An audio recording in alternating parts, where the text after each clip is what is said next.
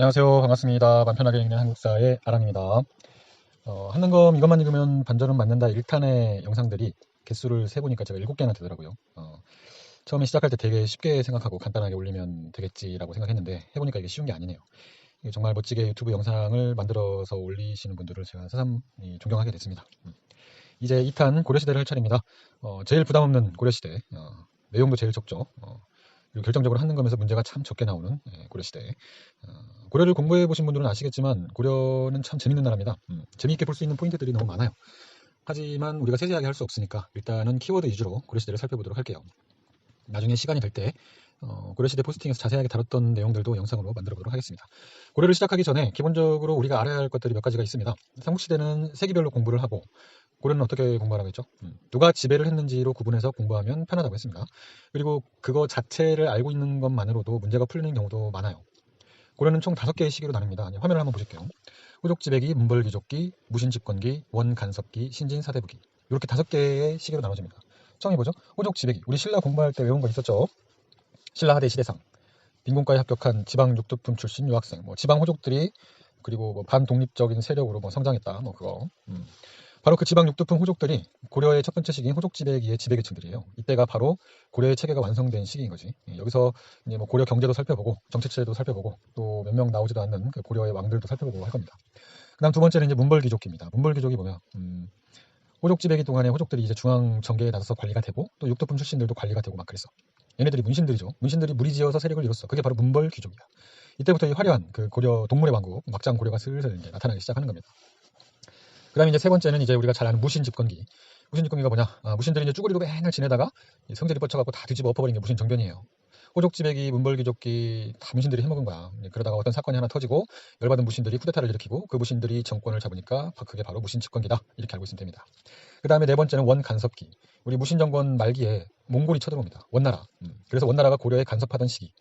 이게 완전 그 식민지처럼 지배당한 건 아니지만 굳이 이제 비교를 하자면 일제 강점기와 비슷하다고 기억해도 돼요. 원 간섭기의 지배계층을 우리가 권문세족이라고 부릅니다. 말 그대로 권세 있는 가문들인데 좋게 말해서 이제 그런 거지. 일제 강점기의 친일파들하고 똑같아요. 친일파들이 떵떵거리면 산 것처럼 원 간섭기의 권문세족들은 곧 친원파들이다, 친원파들이다 이렇게 기억을 하면 됩니다. 그리고 이제 마지막 시기가 신진사대부기. 고려 말에 이제 성리학이 들어오고 이 성리학을 공부하면서 이 고려의 변화를 꿈꾸는 그런 신진사대부들이 나타나기 시작합니다. 이 신진사대부의 정몽주나 정도전 이런 사람들이 섞여 있어요. 또 이제 고려 말에는 이성계나 최영, 최무선 같은 이런 신흥 무인 세력들이 떠오릅니다. 그래서 신진사대부의 정도전과 신흥 무인 세력의 이성계가 손을 잡고 고려를 엎어버리고 나라를 세우니까 그게 뭐다? 바로 조선이다. 이렇게 5개로 나눠서 알면 됩니다. 어렵습니까? 어렵지 않아요. 고려가 제일 쉬워. 5개밖에 안 되잖아. 일단은 호족지배기, 문벌귀족기, 무신집권기, 원간섭기, 신진사대부 이렇게 흘러갔다는 사실을 인지하고 있어야 됩니다. 이걸 완벽하게 이제 외우고 나서 한 가지 더 확실히 해야 될 게 있어요. 고려라는 나라는 정말 끊임없이 외부의 침입을 받았어요. 이 500년 남짓한 역사에서 외부 침입이 없었던 시절을 정말 손에 꼽을 정도예요. 그럼 이제 어디가 쳐들어왔는지 알아야 되겠지. 그냥 어느 시기에 어디가 쳐들어왔는지만 알아도 문제가 이제 술술 풀리는 경우가 있습니다. 여러분들은 이제 공부를 세세하게 하려고 막 눈알을 막 책에다가 막 들이밀고 막 공부를 하지만 이게 멀리서 크게 바라보면 술술 풀릴 때가 많아요. 그러니까 세세한 건 여기서 언급한 것만 외우고 전체적인 흐름을 볼 줄 알아야 돼요. 고려에 특히 순서 문제가 많이 나옵니다. 그러니까 흐름을 알아야 되겠지. 한등검은 이제 기본을 묻는 시험이라고 했죠. 출제위원들이 이런 흐름을 아는지 확인하고 싶어 한다고. 좀 전에 이제 지배 계층별 시기를 외워줬다면 그 다음으로 할 일이 그 시기별로 누가 쳐들어왔는지를 같이 외워주면 됩니다. 이게 바로 이제 우리 매국노 노베이스들이 두 번째로 해야 할 일이에요. 일단 호족지배기에는 거란이 쳐들어옵니다. 호족지배기 거란. 그 다음 문벌귀족기에는 여진이 쳐들어옵니다. 여진족. 이때 여진이 금나라예요. 문벌귀족기에는 여진. 그 다음 무신집권기에는 몽골 원나라가 쳐들어옵니다. 그리고 이제 원간섭기는 이제 그냥 원나라에 간섭받은 시기니까 따로 쳐들어올 거 없죠. 그리고 이제 마지막 신진사대부기에는 중국의 홍건적과 외국 일본 외구들이 자주 쳐들어왔어요. 그래서 이제 이런 외구들을 물리치면서 신흥 무인 세력이 성장한 거예요. 이렇게 시기와 외부 침입을 같이 외워줘야 됩니다. 여러분들이 할 일이에요. 그럼 고려를 반절 이상 끝낸 겁니다. 그냥 이거 아는 것만으로도 순서 문제를 맞출 수 있다고 했어요. 거란, 여진, 몽골, 홍건적, 외국 끝. 고려시대는 보통 이제 하는 거면서 대여섯 문제, 많게는 7, 8문제가 나옵니다. 고려는 그냥 다 맞춘다고 생각을 해야 돼요. 쉬우니까. 또 문제가 이제 적게 나오다 보니까 그 사이사이에 지역 문제나 역사서 문제 이런 그런 것들이 끼어 있는 경우가 종종 있습니다. 나오는 것도 정해져 있어요. 어렵게 나오지도 않고 대부분 정해져 있습니다. 저는 이제 그 유명한 강사님들 강의를 들어본 적이 없어가지고 어떻게 가르치시는지는 잘 몰라요. 근데 또 이제 그걸 보면 또 제가 또 따라서 할까봐 일부러 안 보고 있어요. 수험서를 토대로 그리고 이제 기출 문제를 토대로 요약을 한 거니까 감안을 하시고 꼭 유명 강사님들 강의를 듣는 거를 제가 다시 한번 추천을 드릴게요. 꼭 들으시고, 하지만 뭐 여기 나온 것만 읽어도 2급은 받을 수 있다고 제가 장담을 합니다. 아무튼 그래서 제가 방금 외우라는 거를 다 외워야 돼요. 한 5분이면 외워요. 두 줄밖에 안 되잖아. 외운 사람들만 고려시대를 시작하도록 할게요. 대망의 고려시대. 세계 속의 고려 시작하도록 할게요. 외국인이 뭐 너네 나라 이름 왜 코리아야 물어보면 왜 뭐 고려를 설명해줘야 될 거 아니야. 코리아가 고려잖아요. 자, 고려를 가보도록 하겠습니다. 호족지배기부터 가볼게요. 호족지배기는 고려의 첫 번째 시기입니다. 아주 중요한 시기예요. 왜? 새로운 나라가 만들어졌으니까 중요한 시기겠지. 그래서 호족지배기에서 그 고려 초에 고려의 기틀을 다진 3명의 왕과 고려의 정치체제, 그리고 고려의 경제 이런 것들을 볼 겁니다. 그리고 앞서 이야기했듯이 호족지배기에는 누가 쳐들어와? 거란이 쳐들어왔듯이. 그래서 거란의 침입까지 볼 겁니다.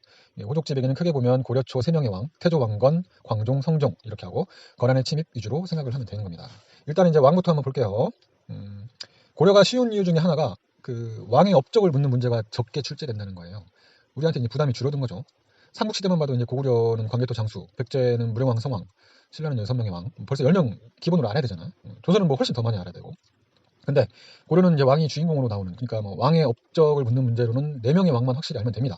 호족지배기의 태조, 왕건, 광종, 성종, 그리고 고려 말의 공민왕 이렇게 4명만 확실히 알면 대부분 왕 업적 문제는 풀리게 되어 있습니다. 네, 호족지배기의 왕, 태조, 왕건, 광종, 성종 왕부터 한번 들어가 보도록 할게요. 순서대로 아시면 돼요. 그러니까 왕들의 특징을 간단하게 말씀드릴게요. 자, 태조 왕건이는 이제 막 고려를 세우고 왕이 됐어. 근데 지방의 호족들이 막 드글드글해. 그럼 왕건이는 뭘 해야 될까? 호족들을 잘 보듬어야지. 그게 왕건이 핵심이야. 그리고 두 번째 광종 때는 어느 정도 호족들을 토닥토닥 해줬으니까 왕권을 강화시켜야 돼. 광종은 왕권 강화. 그 다음에 세 번째 성종. 성종은 고려라는 그 나라의 기틀을 완성시킨 왕이다. 이렇게 생각하면 됩니다. 제가 고려 성종, 조선 성종 모두 그 성자가 이룰 성자라고 했어요. 고려 초, 조선 초 그 나라의 기틀을 완성하고 이뤄낸 왕들에게 성종이라는 그런 묘호가 붙었다고 했죠. 자, 왕건부터 봅시다. 화면을 보시면 쭉 한번 읽어봅시다. 어디 보자.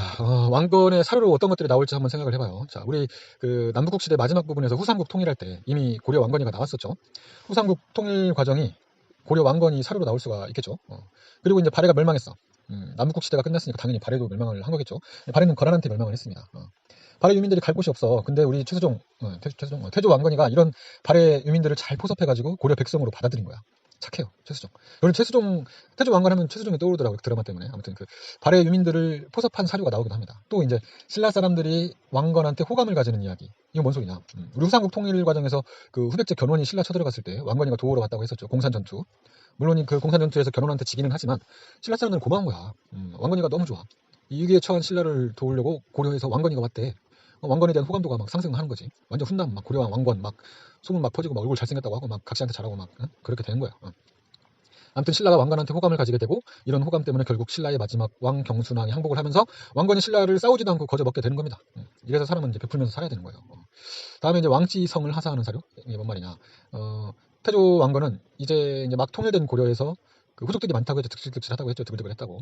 근데 잘 보듬어야 될 필요성을 느꼈어. 그래서 호족들한테 너 김씨야? 나 왕씨야. 근데 나 왕이야. 내가 왕씨성을 줄게. 그럼 너도 왕족이 되는 거야. 뭐 좋아. 호족들 좋아하지. 그래서 막 전지현이 막 왕지현이 막 되고 막 김서방이 왕서방 되고 막 그러는 거예요. 그렇게 왕족이 되는 겁니다. 그리고 이제 왕건은 지방 호족들하고 결혼도 많이 했어요. 결혼 정책이죠. 왕하고 결혼하면 얼마나 든든하고 좋아. 이런 호족들을 품는 정책을 쓴 거예요. 그래서 결국 왕건이가 29명의 부인을 얻게 됩니다. 눈물 나네요. 29명이라니. 아무튼 대략 이런 사료들이 고려 태조 왕건 사료로 등장을 합니다. 선택지에는 뭐가 나올까? 천수, 연호. 천수라는 연호를 썼대. 아, 역시 고려야. 연호를 썼어. 근데 연호 이름이 이제 천수야. 태조 왕건 천수, 영락 광개토, 건원 법풍왕, 천수 왕건이 이렇게 외우면 돼요. 그다음에 흑창을 설치했대. 흑창이 뭐야? 우리 고구려의 그 고국천왕 진대법 기억하죠? 고려는 고구려의 정신을 계승한 나라야. 진대법도 계승을 한 거지. 흑창이 뭐냐면 봄에 그 보릿고개 때 쌀을 빌려주고 가을에 추수해서 갚아라. 이런 제도예요. 춘대추납제도라고 하죠. 왕건이는 이제 불쌍한 이제 백성들까지 생각을 한 거예요. 왕건 때 흑창이 생기고 이 흑창이 성종 때에 가서 의창이 됩니다. 의창. 그리고 이제 고려 세울 때 공훈을 세운 신하들에게 역분전이라는 토지를 줍니다. 역분전. 그래서 선택지로 공로와 인품에 따라 역분전을 차등 지급했다. 뭐 이렇게 나옵니다. 그러면 누구? 고려 태조 왕건이다. 이렇게 알면 되는 거예요. 다음. 신라 경순왕을 경주의 사심관으로 보냈다는 선택지가 나옵니다. 이거는 남북국 영상에서 한번 언급했었죠. 우리 왕건이가 호족들을 보듬기만 한 게 아니야. 호족들을 견제하기도 했어. 사심관 제도가 뭐라고 했죠? 그 지방 그 지역에 이제 그 지역 출신 관리로 임명해서 잘 맡아서 한번 해봐라. 보내는 거라고 했어요. 이게 뭐냐면 너는 중앙 정계로 와서 클 생각하지 마. 그냥 지방에 짱 박혀 있어. 지방에서 짱 먹고 살아 그냥. 이 얘기예요. 호족을 견제한 거예요. 시험에 자주 나오진 않지만 또 뭐 왕건이 호족 견제하려고 쓴 제도가 하나 더 있어. 뭐지? 기인제도. 기인제도라고 있지. 이거는 지방 호족들의 그 아들들, 자식들을 중앙으로 데리고 와버리는 거예요. 인질로. 근데 인질이라고 하지만 사실 이제 지방 호족 입장에서도 나쁠 게 없는 거예요. 기인제도는. 아들들 데려다가 공부도 시켜주고 대학도 보내주고 공부 마치면은 뭐 직장도 잡아주고 나름 괜찮죠. 아무튼 뭐 신라 경순왕 김부를 경주 사심관으로 보냈다. 누구? 고려 태조 왕건 기억하면 됩니다. 그리고 다음으로 이제 왕건이는 평양을 서경으로 했대. 고려 수도가 어디야? 개경이지. 지금 개성이 개경입니다. 만약에 지역 문제가 나왔는데 고려시대 유적이 보인다. 그러면 개성일 가능성이 크죠. 의심을 일단 해봐야 돼. 개성. 그 다음에 아무튼 수도가 개경인데 제2의 수도를 서경. 지금의 평양에 서경이라는 수도를 또 만들었어. 왜? 왕건이는 북진 정책을 했거든. 여러분 고려 지도 봤을 거예요. 지도가 지금 지도가 아니라 위에가 엄청 짧아. 백두산 위까지 쭉쭉 올라가야 되는데 중간에 잘려 있어. 고구려를 계승한 나라 고려인데 나라가 이렇게 작으니까 성에 차겠습니까? 성에 안 차지. 위로 올라가야 돼. 북진 정책을 해야 돼. 그러기 위해서 개경보다 위에다 거점을 만들어줬고 그게 바로 서경이고 북진 정책을 수월히 할 수 있는 제2의 수도 평양을 서경으로 만든 거지. 이걸 조금 유식한 말로 분사제도라고 합니다. 분사. 나눌 분의 일 사자야. 일을 나눠서 했다는 뜻이에요. 개경에서 할 일을 하고 또 서경에서는 북진 정책 담당하고 그렇게 하라고. 우리 세종시 만든 것처럼 한 겁니다. 그래서 결국 지도를 북쪽으로 더 확장하긴 합니다. 청천강부터 영문만까지 확장을 하게 되죠. 다음으로 이제 왕건이 또 볼게. 이제 왕건이 쓴 글이 2개 있어요. 글. 그것만 보고 이제 고려 태조 왕건을 마치면 됩니다. 자, 왕건이 쓴 글은 계백료서하고 훈효십조 이렇게 2개예요. 2개만 외우면 됩니다. 계백료서는 경계할 계자, 일백, 백, 관리료, 책서 해서 계백료서 요즘 말로 바꾸면 공무원들이 경계해야 할 100가지 이 정도가 되겠죠. 지금 바로 구매하세요. 이런 거. 계백료서 누가 읽겠어? 그러면 관리들이 읽어야 할 책이지. 관리들의 규범을 보여주는 책이에요. 다음에 훈효십조. 훈효십조는 시험에 잘 나옵니다.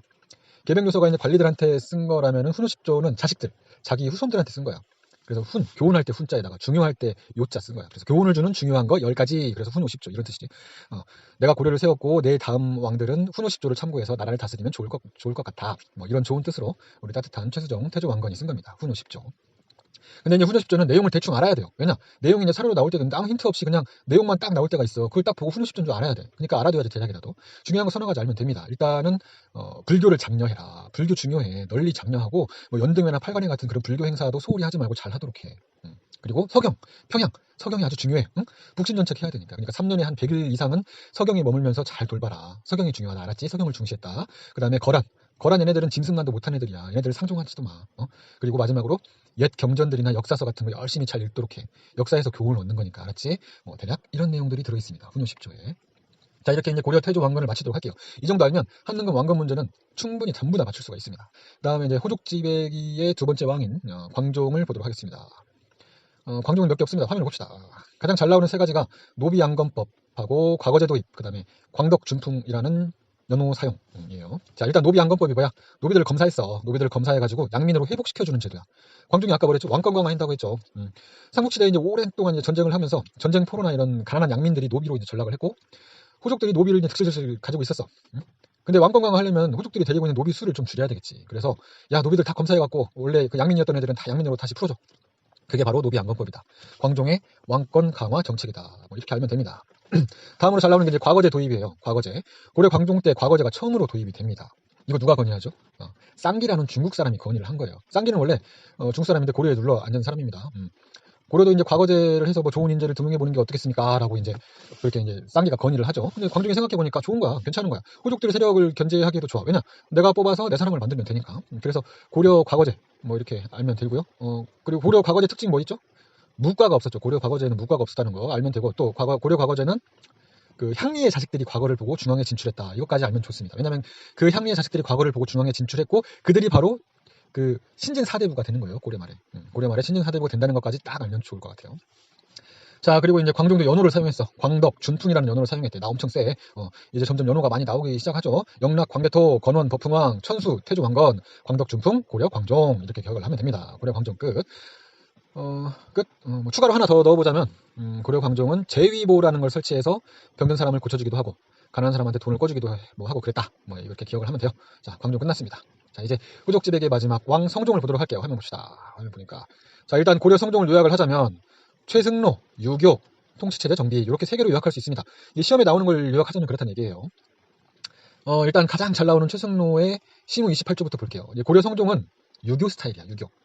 물론 이제 태조 왕건이 불교를 장려하라고 했지만 이 불교가 이제 오냐오냐 했더니 너무 방대해지고 막 폐단이 많아지는 거야. 그리고 이제 유교의 예와 충이라는 그런 개념이 있죠. 그런 충이라는 그런 개념이 왕실에 필요해. 그래서 이제 신하들한테 야, 지금 우리 고려에 가장 시급한 것들 정리해가지고 좀 갖고 와봐. 그랬더니 오랫동안 그 준비하고 있었던 고려의 천재 최승로가 그동안 고려 역대 왕들 잘한 거 못한 거만 검토해가지고 5조 치적평이라는 거 딱 갖다 바치고 또 시무 28조를 딱 만들어 갖고 와갖고 성종한테 바친 거예요. 이 5조 치적평은 얼마 전에 경찰 시험에 정말 말도 안 되게 어렵게 나오고 욕먹은 적이 있었죠. 뭐 하는 거는 거의 안 나옵니다. 그냥 사료에 가끔씩 언급이 되긴 하는데 몰라도 돼요. 다음에 이제 시무 28조는 뭐냐? 시무 시급한 업무 28개. 그래서 시무 28조. 자, 이거부터 빨리 해봐요. 성종 대왕님. 시급한 업무 28개. 시무 28조를 딱 만들어서 가지고 옵니다. 최승로가. 근데 성종이 읽어보니까 완전 자기 스타일이야. 무슨 스타일? 유교 스타일. 유교 스타일이야. 시무 28조에는 불교를 비판하는 내용이 많이 들어가 있습니다. 그리고 이제 시험에 가장 잘 나오는 그런 사료로도 잘 나오고 선택지로도 잘 나오는 게 뭐야? 시무 28조 중에 12목의 지방관을 파견하라는 내용. 그 내용이 정말 잘 나오죠. 시무 28조에 들어가 있죠. 사료에서는 뭘 찾으면 되냐? 청컨대 외관을 두소서. 이 말이 지방관을 두소서 이 뜻이야. 그러니까 사료에 외관을 두소서 나오면 뭐다? 고려 성종 최승로의 시무 28조다. 12목의 지방관을 파견했다. 이렇게 기억을 하면 됩니다. 다음에 성종은 유교 스타일이라고 했어요. 유교 스타일. 그걸 알 수 있는 게 뭐야? 향리제도를 전개했대. 그거 보고 알 수 있지. 향리 유교죠. 그 다음에 12목의 경학박사와 의학박사를 보내서 유학교육을 시켰지. 지금 이거 다 선택지하고 사료에 나오는 것들입니다. 그리고 또 국자감을 만들어서 유학교육했어. 국자감이 뭐야? 국립대학이야. 우리 지금 국립대학 나온 거 뭐뭐 봤지? 발해 주자감, 또 신라 신문왕 때 국학, 그리고 이제 고려의 국자감. 향리제도 정비, 12목의 경학박사, 유학박사 파견, 다 유교와 관련된 것들이다. 이렇게 알면 됩니다. 자, 그리고 이제 통치체 정비예요. 우리가 지금 계속 12목이라는 말이 나왔어. 12목의 지방관을 파견했대. 그게 뭐야?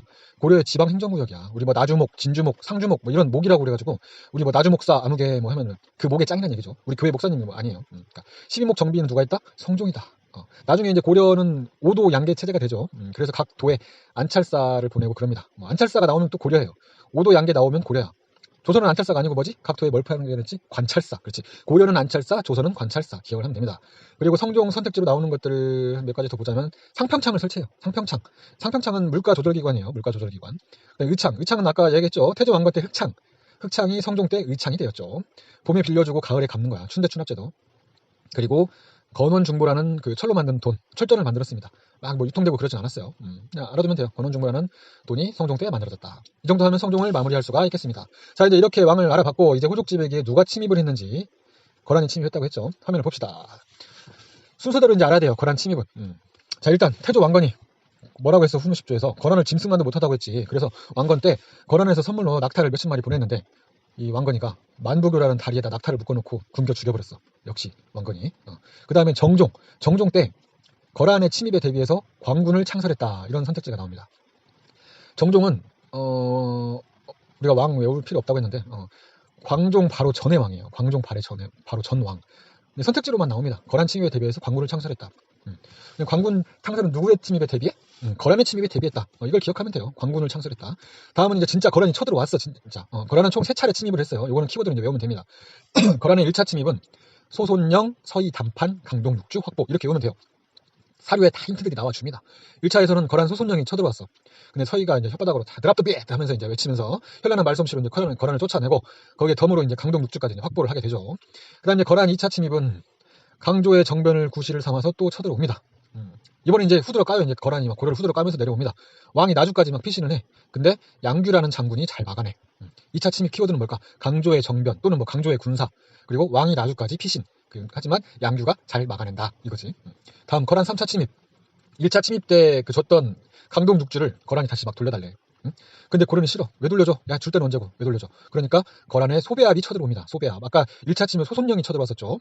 근데 이걸 누가 막아? 강감찬이 귀주대첩으로 막아내지. 그래서 3차 침입은 소배압, 강감찬, 귀주대첩 이렇게 외우면 됩니다. 우리가 지금 뭐 강조의 정변이 뭔지 뭐 전투를 어떻게 했는지 막 요거 다 하려면 시간이 너무 많이 걸려요. 그러니까 제가 나중에 별도로 고려 포스팅에 붙여가지고 영상을 한번 잘 만들어 볼게요. 일단 이렇게 한번 외워봅시다. 강조 정변 이런 거 다 설명하기 시간이 너무 짧아요. 자, 이렇게 추가로 이제 거란의 침입을 봤죠. 근데 우리가 추가로 알아놓을 게 있어. 거란의 3차례 이런 침입을 막아냄으로써 얻은 결과가 있습니다. 이거는 자주 안 나오지만 충분히 나올 가능성이 있는 아주 중요한 내용들이에요. 언급을 한번 해볼게요. 첫 번째로 중국의 송나라, 거란, 그리고 고려 이렇게 동아시아의 3나라가 세력의 균형을 맞추게 됩니다. 어떻게 그걸 증명합니까? 균형을 맞췄는지 안 맞췄는지 어떻게 증명합니까? 증명이 돼요. 왜? 거란 3차 침입을 막아낸 이후로 100년 동안 평화로웠어. 그 정도면 균형을 맞춘 거지. 100년 동안 평화로웠잖아. 그 다음에 두 번째 결과 개경에다가 나성을 축조합니다. 거란 침입 이후에 개경에 나성이 축조되고 세 번째로 천리장성이 축조가 돼요. 고려의 천리장성. 자, 이렇게 3개는 그냥 참고로 알고 있으면 됩니다. 자, 이제 호족지배기를 마무리를 할게요. 많이 길어졌네요. 예. 고려 정치체제하고 고려 경제 키워드로 확인하고 끝내도록 할게요. 화면을 봅시다. 외울 게 많아 보이죠? 근데 시험에 나오면 어렵게 안 나와요. 그러니까 한번 볼게요. 고려 정치체제부터 볼게요. 고려 체제 문제는 개별 문제로 등장을 합니다. 잘 나오는 건 뭐가 나와? 도병마사가 잘 나오죠. 쉽습니다. 자, 하나씩 볼게요. 중서문화성은 고려 최고 중앙관서예요. 중서문화성. 중서문화성. 중서문화성의 대빵이 누구야? 문화시중. 문화시중이라고 불렀습니다. 그다음 도병마사. 시험에 가장 자주 나오죠. 도병마사는 국방, 군사와 관련된 기관이에요. 병자 들어갔잖아요. 병자 들어갔죠. 도병마사는 국방과 군사에 관련된 기관입니다. 특히 원간섭기 때 이 몽골놈들이 도병마사를 도평의사사로 바꿨다는 내용이 잘 나오죠. 전라도 사람이라 의자 발음이 잘 안 돼요. 도병마사를 도평의사사로 바꿨다는 내용이 잘 나옵니다. 그 다음에 어사대는 관리감찰기구야. 관리감찰기구 우리 지금까지 한 거 뭐였지? 발해는 중정대, 그 다음에 고려는 어사대, 조선은 사헌부, 다 이렇게 비슷한 관리감찰기구예요. 한꺼번에 오면 더 좋겠죠. 발해, 중정대, 고려, 어사대, 조선, 사헌부. 자, 그 다음에 고려 3사. 3사는 그냥 고려의 3사는 단순한 회계부서, 재정부서예요. 그러니까 고려 3사가 막 주인공으로 안 나와. 대신에 조선의 3사는 중요하지. 조선 3사는 뭐야? 사헌부, 사관원, 홍문관 이렇게 세 개 합쳐서 3사. 언론 담당하고 감찰, 견제 이렇게 한 게 조선 3사죠. 조선 3사가 주인공으로 나오고 거기에 선택지에 오답으로 뭐가 나와? 고려 3사와 같은 기능을 했다. 이런 식으로 오답으로 등장을 하게 됩니다. 자, 고려 정치체제 끝. 다음 이제 고려 군사 경제하고 전식과 간단하게 보고 호족지배기 마무리하도록 할게요. 고려 군사는 2군 6위 체제야. 끝. 그냥 이렇게 고려 군사는 2군 6위다. 이렇게 알고 있으면 끝나요. 자, 다음 고려 경제. 고려 경제는 개경에 시전을 설치하고 상행위를 감독하는 경시서를 설치했습니다. 자, 경시서 설치 외워야 돼. 그리고 관영상점을 운영했다. 잘 나와. 관영상점이 뭐야? 나라에서 운영한 상점이 관영상점이야. 기억하면 돼요. 그 다음에 성종의 건원정보 발행은 아까 성종 때 했었죠. 그리고 숙종 때 주전도감을 설치해서 삼한통보나 해동통보 같은 돈을 만들었다. 제가 고려 숙종, 조선 숙종 모두 돈 만들었다고 했었어요. 조선 숙종은 뭐야? 상평통보 만들었지. 그리고 활구, 은병이라고 하는 그 은으로 만들었는데 화폐처럼 사용이 된 돈이 있었어. 고려시대 활구, 은병. 그리고 국제무역항 병난도가 활성화됐지. 이때 외국으로 코리아가 퍼져나간 거죠. 그래서 우리나라 이름이 고려가 된 거야. 코리아가 된 거야. 자, 고려 경제는 경시서, 관영상점, 주전도감, 은병, 활구 이렇게만 알아도 대부분 풀립니다. 단어로만 알고 있어도 돼요. 병난도는 다 아실 거라 믿고. 이제 진짜 마지막 전시과만 보도록 할게요. 전시과는 고려의 토지제도야. 관리들에게 전지와 시지를 나눠줘서 전시과야. 이건 그 경작 토지로부터 그 세금을 거둘 수 있는 권리, 수조권이라고 하는데 바로 전시과도 이런 수조권을 갖는 토지였다.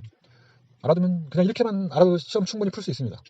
그리고 전시과는 고려 경종 때 처음 만들어졌어요. 경종을 막 외우려고 하지만 경종이 그냥 경종 때 처음 만들어졌는데 처음 시자를 해서 시정전시과라고 하죠. 아무튼 그 시정전시과고 그다음에 목종 때 개정전시과, 문종 때 경정전시과 이렇게 변하는데 이건 별로 안 중요해요. 한능검에 이렇게 시정, 개정, 경정 이런 거 전시과가 자세히 안 나와요. 그냥 경종 때 처음으로 전시과가 만들어졌고 전지와 시주를 구분해서 관리들에게 나눠줬고 수조권을 갖는 토지다라는 점을 기억을 하면 됩니다. 그럼 경종이 어느 때인 줄 알아야 되겠지. 광종하고 성종 사이가 경종이에요. 그럼 문제가 어떻게 나오겠어? 광종 때 그 쌍기 과거제 도입한 사료가 딱 나와. 그다음에 성종 때 12목의 지방관을 파견했다 사료가 딱 나와. 그리고 그 사이에 있었던 일은 전시과 제정 이런 식으로 집어넣는 겁니다. 자, 이렇게 전시과 문제가 나와요. 전시과는 광종과 성종 사이의 왕인 경종 때 처음 만들어졌다 이렇게 기억을 하면 됩니다. 호족지배기를 이렇게 정리를 하도록 할게요. 호족지배기를 이렇게 정리를 하고 마치도록 하고 다음에 문벌기족기를 보도록 하겠습니다. 수고하셨습니다. 오늘 많이 길어졌네요. 끝낼게요.